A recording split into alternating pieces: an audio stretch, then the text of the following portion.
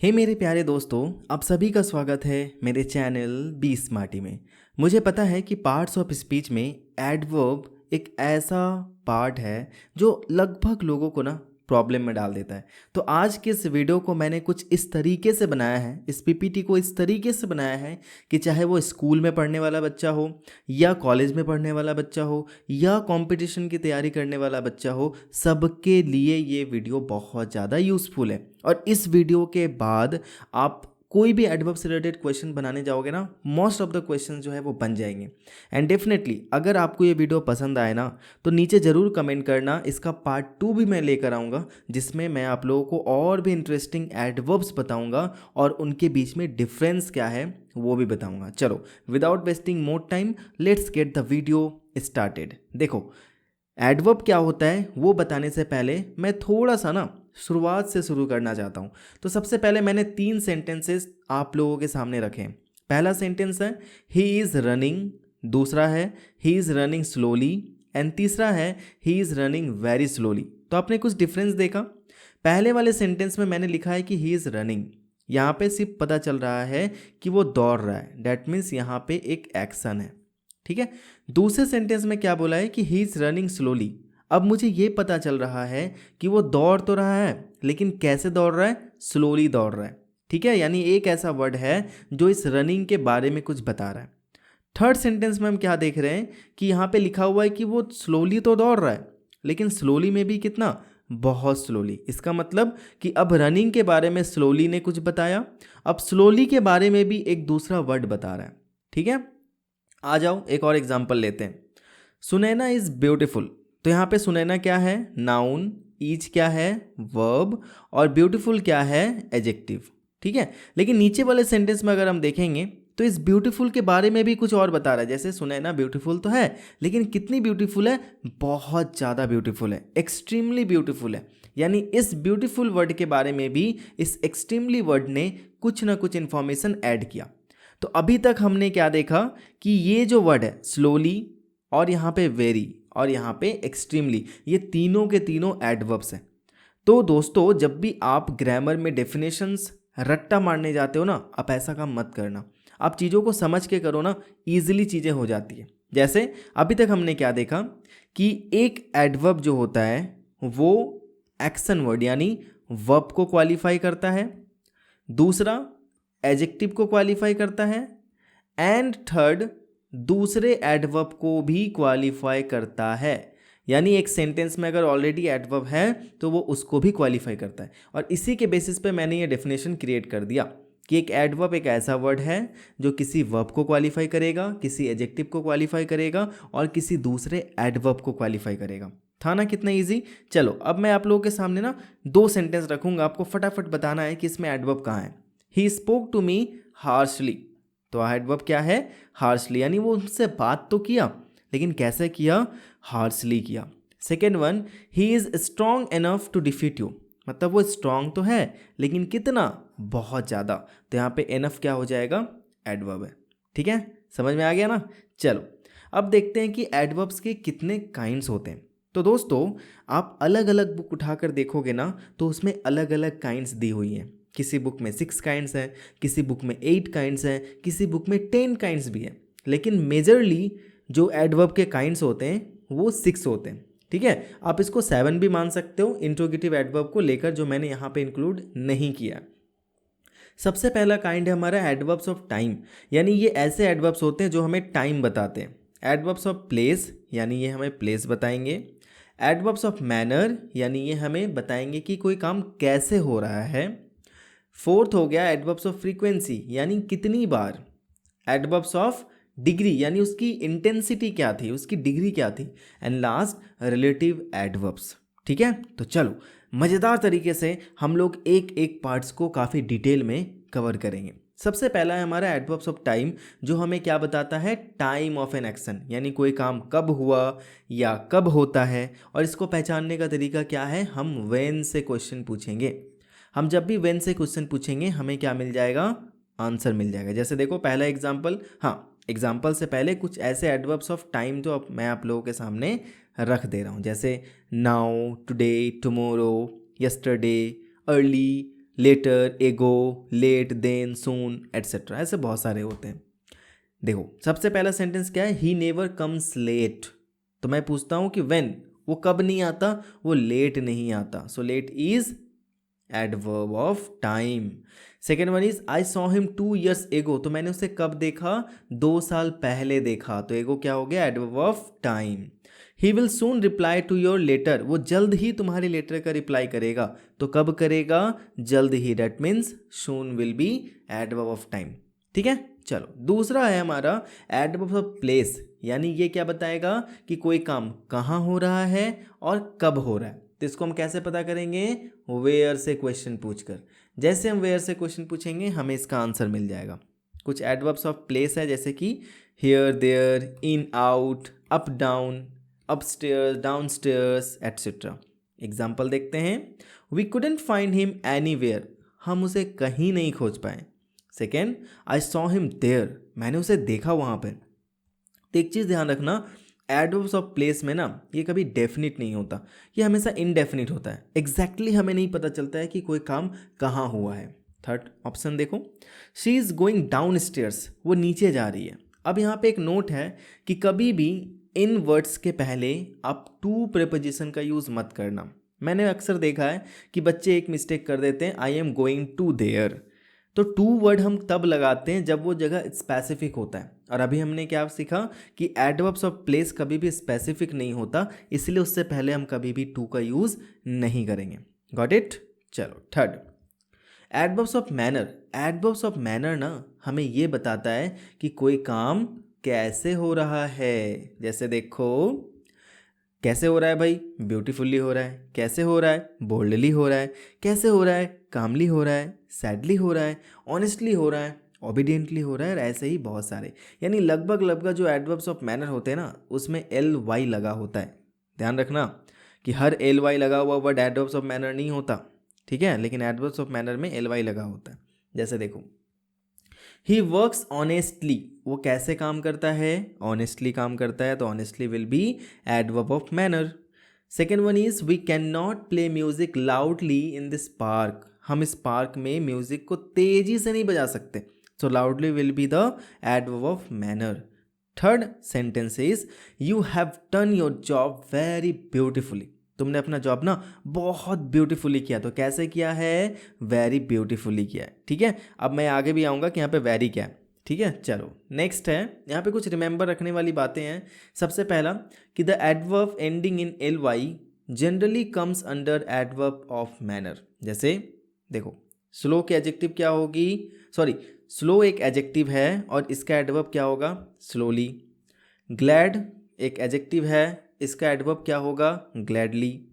Beautiful, beautifully. Honest, honestly. Hard, बताओ क्या होगा, हार्डली। फास्ट क्या होगा, फास्टली। तो इन दोनों को ना मैंने यहाँ पे रेट डाल रखा है, और ऐसा इसलिए है दोस्तों कि आप स्लो का स्लोली बना सकते हो, ग्लैड का ग्लैडली भी बना सकते हो, लेकिन हार्ड का हार्डली मत बना देना एडवर्ब में, और फास्ट का फास्टली भी मत बना देना, ये गलत हो जाएगा। तो हार्ड का एडवर्ब कभी हार्डली नहीं होता, और फास्ट का तो कोई एडवर्ब ही नहीं होता फास्टली। ठीक है, कैसे, ये भी मैं अभी समझाऊंगा। देखो, कुछ कुछ ऐसे वर्ड्स होते हैं जैसे कि माइजर हो गया, निगार्ड हो गया। निगार्ड एंड माइजर का मतलब सेम ही होता है। स्कॉलर, कावर्ड, ये कुछ ऐसे वर्ड्स होते हैं ना जिनमें बच्चे अक्सर कंफ्यूज हो जाते हैं इनके एडजेक्टिव फॉर्म में और एडवर्ब के फॉर्म में। तो इसके लिए मैंने तुम लोगों के सामने एक टेबल बना रखा है, इस टेबल को गौर से देखो। कावर्ड जो है वो एक नाउन है, लेकिन इसको जब हम एडजेक्टिव फॉर्म में बताते हैं तो ये हो जाता है कवर्डली। ठीक है, जैसे he is a cowardly boy. और अगर इसको हम एडवर्ब बनाना चाहते हैं तो इन अ कवर्डली मैनर लिखना पड़ेगा। हम ऐसा नहीं बोल सकते हैं ही बिहेव्ड कवर्डली, क्योंकि यहाँ बिहेव जो वर्ड होगा वो हमारा वर्ब होगा। यानी किसी भी काम को डिफाइन करने के लिए हम इन वर्ड्स का यूज़ नहीं कर सकते, क्योंकि ये एडजेक्टिव फॉर्म है। याद रख लेना, निगार्ड का निगार्डली, और अगर मैं एडवर्ब बनाऊं तो इन अ निगार्डली मैनर। माइजर का माइजरली, यानी माइजर एक नाउन है, माइजरली एडजेक्टिव है, और इन अ माइजरली मैनर एडवर्ब है। स्कॉलर, स्कॉलरली, इन अ स्कॉलरली मैनर। ठीक है, एग्जाम्पल देखो, अच्छा एग्जाम्पल से पहले एरर ढूंढो। चलो यहाँ पे एक क्वेश्चन है ना, 3 क्वेश्चन मैंने दे रखा है। अब इन 3 क्वेश्चन में ना आप लोगों को एरर ढूंढना है। बताओ, ही इज़ माइजर, वो कंजूस है, तो इसमें कोई एरर है? हाँ भाई साहब, ये सेंटेंस गलत है। ये सेंटेंस क्या होना चाहिए था? He is a माइजर। अब दोस्तों ऐसा मैं क्यों बोल रहा हूँ? क्योंकि माइजर जो वर्ड है ना, वो एक सिंगुलर काउंटेबल नाउन है, और जब भी सिंगुलर काउंटेबल नाउन आता है ना, तो उसके पहले कोई ना कोई आर्टिकल लगता है। तो अब इसके साथ कौन सा आर्टिकल लगेगा? इसके साथ ए आर्टिकल लगेगा।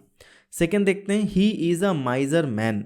ठीक है, ही इज़ अ माइजर मैन, ये बिल्कुल सही है, इसमें कोई भी एरर नहीं है। क्योंकि ये जो माइजर, हाँ, इसमें भी मिस्टेक है। क्यों मिस्टेक है? क्योंकि माइजर वर्ड जो है वो एक नाउन है, और यहाँ पे हमें क्या यूज़ करना है? Adjective form. तो क्या हो जाएगा? He is a miserly man. ठीक है, तो he is a miserly man. Third sentence क्या बोला है? कि ही बिहेव्ड माइजरली। ये तो हो ही नहीं सकता, अभी मैंने बताया कि माइजरली क्या है? एक एडजेक्टिव है, तो ये हो जाएगा ही बिहेव्ड इन अ माइजरली मैनर। ठीक है दोस्तों, आई होप कि आप समझ गए होंगे अभी तक। नेक्स्ट, एक और चीज़ हमें ध्यान रखना है कि कुछ ऐसे वर्ड्स होते हैं जिनका एडवर्ब फॉर्म और एडजेक्टिव फॉर्म दोनों सेम होता है, जैसे कि fast, straight, outright, direct, hard, late, high, safe and quite. जैसे देखो, एडवर्ब में अगर हम यूज़ करते हैं ही वर्क्स हार्ड, यानी वो कठिन परिश्रम करता है, बोलते हैं ना, तो हार्डली मत लिख देना वहाँ पे। लेकिन अगर हम एडजेक्टिव में इस हार्ड वर्ड का यूज़ करें तो इसका मतलब क्या हो जाएगा? This is a hard task, यानी एक कठिन काम है। ठीक है, दूसरा देखो, ही वेक्स अप अर्ली, वो जल्दी उठता है। तो उठता कैसे है? जल्दी। लेकिन यहाँ पे जैसे हमने अर्ली लगा दिया, he came by an early flight, यानी पहले वाली फ्लाइट से वो यहाँ पे आ गया। सेंस देख रहे हो किस तरीके से काम कर रहा है? यहाँ पे देखो, हार्ड के बाद हम नाउन का यूज़ कर रहे हैं, लेकिन यहाँ पे देखो हार्ड जो है वो हम किसी वर्ब के बाद यूज़ कर रहे हैं। He waited long for you, वो तुम्हारे लिए लंबे समय तक वेट किया।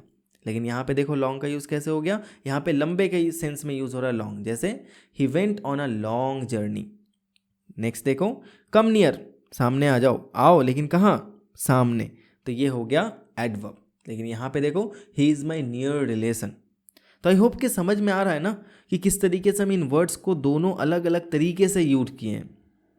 नेक्स्ट, कुछ ऐसे एडवर्ब्स हैं जिनके मीनिंग ना बदल जाते हैं एल वाई फॉर्म में। जैसे देखो, लेट का अलग मीनिंग होगा, लेटली का अलग मीनिंग होगा। जैसे लेट का मतलब क्या होता है? कि जो स्लेट से आता है, समय से ना आए। और लेटली का मतलब क्या होता है? रिसेंटली। तो ये मत समझ जाना कि लेट का हम एडवर्ब बना रहे हैं तो लेटली हो जाएगा, जी नहीं। एग्जाम्पल देखो, I haven't seen him lately, यानी यहाँ पे हम एक तरह से बोल सकते हैं रिसेंटली, यानी मैंने हाल फिलहाल में उसको नहीं देखा। He came late for the meeting, वो मीटिंग के लिए लेट आया। तो यहाँ पे ये एडवर्ब है। ठीक है, चलो दूसरा देखते हैं, हार्ड वर्सेस हार्डली। तो हार्ड का मतलब क्या होता है? जो भी काम हम बहुत कठिन तरीके से करते हैं वो। और हार्डली का मतलब विद डिफिकल्टी। जैसे देखो, she works hardly to make both ends meet, यानी वो बड़ी मुश्किल से काम करती है ताकि अपनी ज़रूरतों को पूरा कर सके। To make both ends meet का मतलब क्या होता है? अपनी ज़रूरतों को पूरा करना। तो वो कठिन परिश्रम करती है अपनी ज़रूरतों को पूरा करने के लिए। क्या ये सेंटेंस सही है? जी नहीं, ये सेंटेंस बिल्कुल गलत है। क्यों? क्योंकि यहाँ पे हम हार्डली वर्ड नहीं लगा सकते ना। हम क्या बता रहे हैं? कठिन तरीके से, यानी बड़ी मुश्किल से। तो क्या हो जाएगा? सी वर्क्स हार्ड, यानी बहुत कठिन परिश्रम करती है अपने ज़रूरतों को पूरा करने के लिए। अब हार्डली से कैसे सेंटेंस बनाएंगे? ही हार्डली डज एनी वर्क, यानी बड़ी मुश्किल से वो कोई काम करती है। अभी थोड़ा सा मेरे से मिस्टेक हो गया था, अब जरा इसको मैं एक बार और लास्ट में क्लैरिफाई कर देता हूँ। हार्ड का मतलब क्या हो जाता है? विद ग्रेट एफर्ट, यानी बहुत कठिन परिश्रम करके। और हार्डली का मतलब बड़ी मुश्किल से, ऐसे ही हार्डली कंप्लीट्स हिज होमवर्क, यानी वो बड़ी मुश्किल से अपनी होमवर्क कंप्लीट करता है, यानी वो करता ही नहीं है। Next, free versus freely. तो फ्री का मतलब क्या होता है? जो हमें फ्री में मिलता है विदाउट चार्ज। और फ्रीली का मतलब विथ फ्रीडम। जैसे एग्जांपल देखो, we can move freely in India, हम भारत में कहीं भी घूम सकते हैं, वो भी फ्रीली घूम सकते हैं। एंड फ्री का यूज़ कैसे करेंगे? Rides are provided free in this water park, यानी इस वाटर पार्क में आपको जो राइड्स है वो फ्री में प्रोवाइड किए जाते हैं। नेक्स्ट देखो, both loudly and aloud are adverbs but different in meaning. अब लाउडली और अलाउड दोनों का मतलब होता है जोर से, लेकिन दोनों का यूज़ अलग अलग तरीके से होता है। सेंटेंस को समझो। लाउडली का मतलब हो गया तेज आवाज़ में, ठीक है, यानी मुंह से आवाज़ नहीं है, ये मुंह वाला आवाज़ नहीं है, ये स्पीकर का आवाज़ है, ठीक है, या फिर कहीं दूसरे चीज़ का आवाज़ है। लेकिन जब भी हम किसी इंसान को ऐसा बोल रहे हैं कि अरे थोड़ा तेज बोलो ना, थोड़ा ज़ोर से बोलो ना, तो उस कंडीशन में हम लाउडली वर्ड नहीं यूज़ करेंगे, हम यूज़ करेंगे अलाउड का।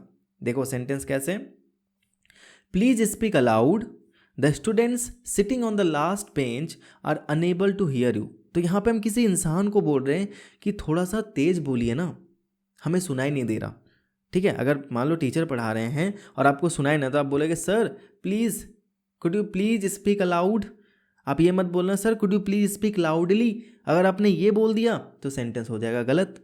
क्यों? क्योंकि जब भी हम तेज बोलने के सेंस में यूज़ करते हैं वहाँ पे हम अलाउड वर्ड यूज़ करते हैं, लाउडली नहीं लगाते हैं। We can not play music loudly in this park. हम इस पार्क में म्यूज़िक तेज़ी से नहीं बजा सकते। समझ में आ गया? देखे ना कॉन्सेप्ट कितना तगड़ा वाला था। अब यहाँ पे मैंने ना एक छोटा सा इमेज डाल रखा है आप सभी के लिए, अपने से देख लो कि एडवर्ब्स ऑफ टाइम में कुछ है और प्लेस में भी है, मैनर में भी है। ऐसे आप गूगल पे सर्च करोगे तो आपको बहुत सारे एक्स्ट्रा भी मिल जाएंगे।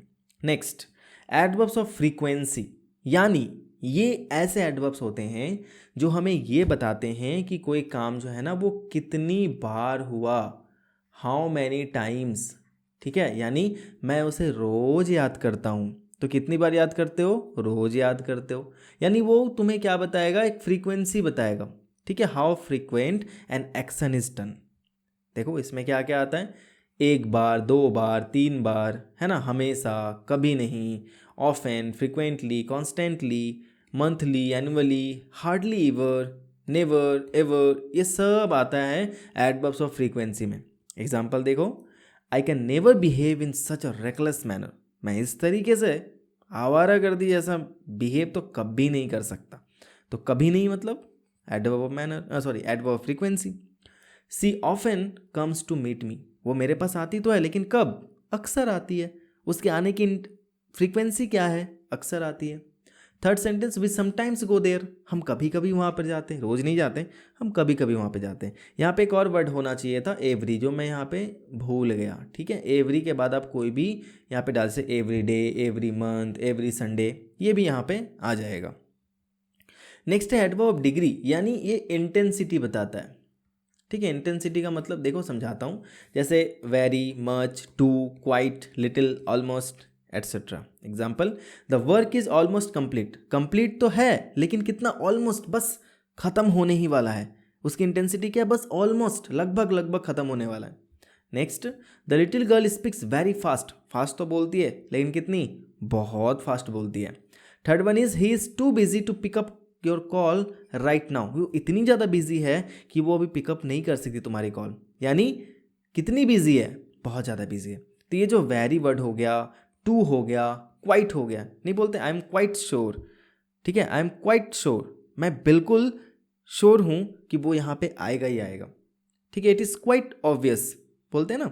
I have a little doubt, नहीं लिटिल डाउट नहीं लगाएंगे, क्योंकि लिटिल डाउट लगाएंगे तो डाउट एक नाउन है, उससे पहले लिटिल आ रहा है तो वो एडजेक्टिव बन जाएगा, तो उस केस में हम नहीं लगाएंगे, ठीक है। चलो आगे देखते हैं। Next one is relative adverb. ये थोड़ा सा कॉम्प्लिकेटेड हो सकता है पर आई होप कि मैं कॉम्प्लिकेटेड नहीं बनाऊंगा इसको, ठीक है। देखो रिलेटिव एडवर्ब जो होते हैं ना वो इंट्रोगेटिव एडवर्ब से मिलते जुलते हैं, लेकिन इस चीज़ का ध्यान रखना कि रिलेटिव एडवर्ब कभी सेंटेंस के फर्स्ट में नहीं आता, वो हमेशा सेंटेंस के बीच में आता है और उसका काम ही होता है वो रिलेशन बनाता है, वो रिलेट करता है सबऑर्डिनेट क्लॉज के साथ, ठीक है। लेकिन इंट्रोगेटिव एडवर्ब्स जो होते हैं वो क्या करते हैं? सेंटेंस के शुरू में आते हैं और वो क्वेश्चन पूछने का काम करते हैं। एग्जाम्पल में देखो, जैसे वेयर, वाई एंड व्हेन, ये तीन होते हैं relative adverbs. Example, I don't know where he has gone, मुझे नहीं पता वो कहाँ गया है। तो इस कंडीशन में ना थोड़ा सा आपको केयरफुल रहना है, और वो क्या है कि जब भी आप रिलेटिव एडवर्ब्स का यूज़ कर रहे हो तो कभी भी उसके बाद डायरेक्ट वर्ब नहीं आना चाहिए। होना क्या चाहिए था, वेयर हैज़ ही गॉन, लेकिन जब हम इसको बीच में यूज़ कर रहे हैं तो ये हो जाएगा ही हैज़ गॉन। ठीक है, दूसरा सेंटेंस देखो, he will come when I call him, यानी वो आएगा जब मैं उसे बुलाऊंगा। तो कभी भी आपको अगर फ्यूचर टेंस का यूज़ करना हो तो वो आप WH वाले सेंटेंस में मत करना, यानी व्हेन से स्टार्ट होने वाले सेंटेंस में विल का यूज़ मत करना। ठीक है, और दोनों सेंटेंस में तो फ्यूचर टेंस आएगा ही नहीं, तो आपके पास ऑप्शन क्या बच गया कि जो सेंटेंस में व्हेन नहीं आ रहा है वहाँ पे आप विल लगाओगे, और यहाँ पे वो सेंटेंस कौन है, ही विल कम। ठीक है, यहाँ हमने विल लगाया, यहाँ हमने सिंपल प्रेजेंट ही रहने दिया है, याद रखना। ये भी मैंने ऑलरेडी बता रखा है टेंस वाले ये में, मैं नीचे लिंक डाल दूंगा, आप उसको भी चाहो तो पढ़ सकते हो। Next, do you know why he did this, यहाँ पे फुल स्टॉप होगा, ये मैं बताना भी भूल गया था कि जब भी हम ऐसे सेंटेंसेस बनाते हैं रिलेटिव एडवर्ब्स का यूज़ करके, ठीक है, तो वहाँ पे क्या करते हैं, हम कभी भी क्वेश्चन मार्क का यूज़ नहीं करते, हमेशा हम फुल स्टॉप का यूज़ करते हैं। तो तुम्हें पता है कि उसने ये क्यों किया, why he did this, why did he do this नहीं लिखेंगे, वाई ही डिड दिस लिखेंगे। ठीक है, आई होप ये क्लियर हो चुका है कि रिलेटिव एडवर्ब्स वो एडवर्ब्स होते हैं जो क्या करते हैं, रिलेशन बनाते हैं। नेक्स्ट है इंट्रोगेटिव एडवर्ब्स। अब इंट्रोगेटिव एडवर्ब्स में क्या आते हैं, definitely why, when, where and how, और इनका यूज़ हम क्या करेंगे, क्वेश्चन पूछने के लिए। For example, why are you surprised, where has he seen me, and how did you crack the exam, तुमने एग्जाम को क्रैक कैसे किया। ये तो बहुत इजी था, इसमें कुछ भी नहीं है। चलो आगे बढ़ते हैं फटाफट। अब जो सबसे ज़्यादा इंपॉर्टेंट है ना, वो है पोजीशन ऑफ एडवर्ब्स, यानी अगर हमने एडवर्ब्स को गलत जगह पर रख दिया तो इसकी मीनिंग ना कंप्लीटली चेंज हो जाएगी। और इसका एग्जांपल ना मैं आप लोगों को फर्स्ट वाले सेंटेंस से ही देता हूँ। देखो, जैसे इन सभी सेंटेंस में आपको ओनली एडवर्ब दिख जाएगा, ठीक है, सारे सेंटेंसेस में ओनली लिखा हुआ है, लेकिन जैसे जैसे हमने ओनली के प्लेस को चेंज किया वैसे वैसे इसका पूरा का पूरा सेंटेंस का मीनिंग ही बदल गया। और वो कैसे हुआ, देखो, पहले वाले सेंटेंस में मैंने क्या बोला है कि only she saw my dress, यानी केवल उसने ही मेरे ड्रेस को देखा और बाकी किसी ने नहीं देखा। दूसरे सेंटेंस में हमने ओनली को थोड़ा सा शिफ्ट किया और ये बन गया she only saw my dress, यानी उसने सिर्फ मेरे ड्रेस को देखा और कुछ नहीं देखा। थर्ड देखो, थोड़ा सा और हमने शिफ्ट किया, she saw only my dress, यानी उसने केवल मेरे ड्रेस को देखा, किसी और के ड्रेस को नहीं देखा, केवल मेरे ड्रेस को देखा। फोर्थ वन में देखो, she saw my only dress, only dress का मतलब क्या होता है, इकलौता। जैसे नहीं बोलते हैं he is my only son, तो ओनली सन का मतलब क्या हो गया, इकलौता बेटा। देखो सेंस बिल्कुल ही चेंज हो गया यहाँ पे ओनली ड्रेस का मतलब। अब लास्ट सेंटेंस है she saw my dress only, उसने सिर्फ मेरा ड्रेस देखा, बाकी मेरे शूज़ नहीं देखे, मेरे एक्सेसरीज नहीं देखे, बाकी उसने कुछ भी नहीं देखा। तो देखा आपने किस तरीके से हमने ओनली को जैसे जैसे शिफ्ट किया वैसे वैसे पूरे सेंटेंस की मीनिंग ही बदल गई। तो इसीलिए एडवर्ब को सही तरीके से लगाना आपको आना चाहिए। ठीक है, एक और एडवर्ब है टू, और उसका ना यूज़ मैं नीचे दे रखा हूँ लिंक में, जाकर उसको भी चेकआउट कर लेना कि जैसे जैसे आप टू को चेंज करोगे उसकी मीनिंग बदल जाएगी। आप बोलते हो ना, कोई आपको बोलता है आई लव यू, तो आप क्या बोलते हो, आई लव यू टू। तो इसमें ना आप गलत इंग्लिश बोलते हो, डेफिनेटली आपको आई लव यू टू नहीं बोलना चाहिए। तो क्या बोलना चाहिए, चेकआउट कर लेना। Next, adverbs can come at the beginning of a sentence. Adverbs शुरू में भी आते हैं, बीच में भी आते हैं और लास्ट में भी आते हैं। तो शुरू में कब कब आएंगे, देखो सबसे पहला है interrogative adverbs are always used in the beginning of a sentence, यानी जितने भी इंट्रोगेटिव एडवर्ब्स होते हैं वो सारे के सारे सेंटेंस के शुरुआत में आते हैं। Second, to modify a complete sentence an adverb is used at the beginning of a sentence. For example जैसे surely I will help you, यानी थोड़ा सा इसको मॉडिफाई करने के लिए आई विल हेल्प यू भी बोल सकते थे, लेकिन हम बोल रहे हैं श्योरली, बिल्कुल। ओके, नेक्स्ट, थर्ड वन, अगर हमें किसी एडवर्ब को एम्फेसाइज करना हो, थोड़ा उस पर जोर देना हो, तो भी हम उसको शुरू में लिखते हैं। जैसे here comes the chief guest, बोलते हैं ना, लो अब चीफ गेस्ट आता है, देयर यू गो, ये लो, ऐसे करके, है ना। Next, adverbs can come at the middle of a sentence, यानी एडवर्ब्स का यूज़ हम सेंटेंस के मिडिल में भी कर सकते हैं। जैसे कि देखो एडवर्ब्स ऑफ फ्रीक्वेंसी जो होता है ना, always, never, ever, often, seldom, sometimes, इनका यूज़ हम क्या करते हैं, वर्ब के पहले करते हैं, जिस वर्ब को इसको मॉडिफाई करना होता है। जैसे फॉर एग्जांपल देखो ही नेवर गोज़ देयर, तो यहाँ पे मैं गोज़ पे फोकस करूँगा, ठीक है। अगर मैं बोलूँ ही गोज़ देयर, वो वहाँ पे जाता है। लेकिन अगर मुझे ये बोलना है गोज़ के बारे में कुछ बताओ, कब जाता है, मैं बोल रहा हूँ कभी नहीं जाता, तो इस वर्ब को क्वालिफाई कर रहा है ना, तो इसको इसके पहले रखेंगे। एडवर्ब्स ऑफ फ्रीक्वेंसी को हम हमेशा वर्ब के पहले रखते हैं। जैसे देखो आई समटाइम्स राइट पोम्स, तो राइट हो गया वर्ब। अब इस राइट के बारे में कुछ बता रहा है, तो इसके पहले हम समटाइम्स को रख देंगे। But if adverbs come at the beginning of the sentence take inversion form, which means the verb और helping verb comes at the beginning. देखो अब क्या होता है कि अगर एडवर्ब को हमने शुरू में डाल दिया तो क्या हो जाएगा, अब उसके बाद हमें लगाना पड़ेगा एक दूसरा हेल्पिंग वर्ब। नहीं समझ आया? देखो फॉर एग्जाम्पल अगर मुझे बोलना था ही सेल्डम कम्स टू दिल्ली, वो दिल्ली कभी नहीं आता, वहाँ तक सही था। लेकिन जैसे हमने सेल्डम को उठा के आगे लाया और हमने सेंटेंस में कोई हेल्पिंग वर्ब ही नहीं लगाया, हमने सिर्फ लिख दिया seldom he comes to Delhi, तो ये सेंटेंस हो जाएगा रॉन्ग। हमें क्या करना पड़ेगा, एक हमें एक्सिलरी वर्ब लगाना पड़ेगा, ऑक्सिलरी वर्ब लगाना पड़ेगा। अब ऑक्सिलरी वर्ब यहाँ पे क्या है, हेल्पिंग वर्ब क्या है, वो है डस, ठीक है। उसी प्रकार मान लो ये सेंटेंस मैं लेता हूँ आई समटाइम्स राइट पोम्स। अब हमें अगर समटाइम्स को उठा के आगे लाना पड़ेगा तो हम क्या लिखेंगे, जल्दी बताओ। हमें यहाँ पे इसके बाद एक लगाना पड़ेगा ऑक्सिलरी वर्ब, और ये कौन सा टेंस है, सिंपल प्रेजेंट, तो हम लिखेंगे sometimes do I right poems. समझ गए, थोड़ा सा एडवांस है ये। सेकंड देखते हैं, no sooner she reach the station then the train left. अब देखो नो सूनर के बाद यहाँ पे कोई भी हेल्पिंग वर्ब नहीं है, इसीलिए ये सेंटेंस भी रॉन्ग है। तो क्या होना चाहिए था, no sooner did she reach the station then the train left. अब यहाँ पे रिच क्यों लगा, क्योंकि यहाँ पे डिड लग चुका है। थर्ड वन देखो, his wife comes here and so does he, उसकी वाइफ यहाँ पे आती है और वो भी, तो हम सो ही लिख देते हैं तो सेंटेंस गलत हो जाता। क्यों, क्योंकि एडवर्ब पहले आ रहा है सब्जेक्ट से, तो हमें यहाँ पे कोई ना कोई हेल्पिंग वर्ब चाहिए। Next, hardly had she reached the station when the train arrived. तो ये पर्टिकुलर सा सेंटेंस जो है ना, वो ऑलरेडी मैंने सेंटेंस कनेक्टर में भी बता रखा है, वहाँ पे मैंने बहुत अच्छे अच्छे कनेक्टर्स बताए हैं, उसकी लिंक भी मैं आपको दे दूंगा, प्लीज़ जाकर चेकआउट कर लेना। नेक्स्ट देखो, अगर if both the auxiliary verbs and main verb come in a sentence, the adverb of frequency or degree is put between the auxiliary verb and the main verb. अब देखो, अब दोनों आ रहा है, मान लो यहाँ पे ये हमारा ऑक्सिलरी वर्ब है यानी हेल्पिंग वर्ब है, और ये हमारा मेन वर्ब है।